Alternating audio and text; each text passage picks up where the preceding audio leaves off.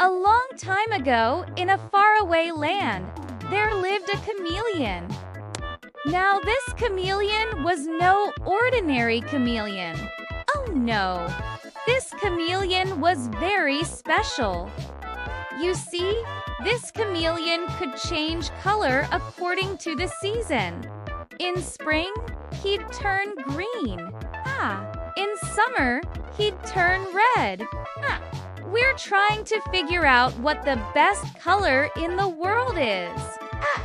The chameleon thought for a moment. Well, I guess the best color in the world is the color that helps you blend in, he finally said. And every time he did, the other chameleons would laugh at him. But deep down, they were all very envious of the chameleon, because they all wanted to be able to change color according to the season. But they simply couldn't. The chameleon was unique, and that's what made him so special. All the other chameleons gasped. They had never thought of it like that before. In autumn, he'd turn yellow. And in winter, he'd turn white as snow. Now all the other chameleons thought that this was a very silly thing to do. Why do you change color according to the season, silly chameleon? They'd ask. You should just stay green all year round, they'd say. But the chameleon didn't care what they thought. He liked changing color according to the season. One day, all the chameleons were sitting on a tree discussing something very important. What is the best color in the world? They asked.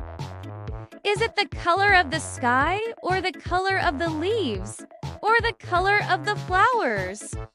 The chameleon, who was sitting on a nearby branch listening to their conversation, couldn't help but smile. He knew what the best color in the world was, but he wasn't going to tell them. Instead, he pretended to be confused. What do you mean? What is the best color in the world? He asked.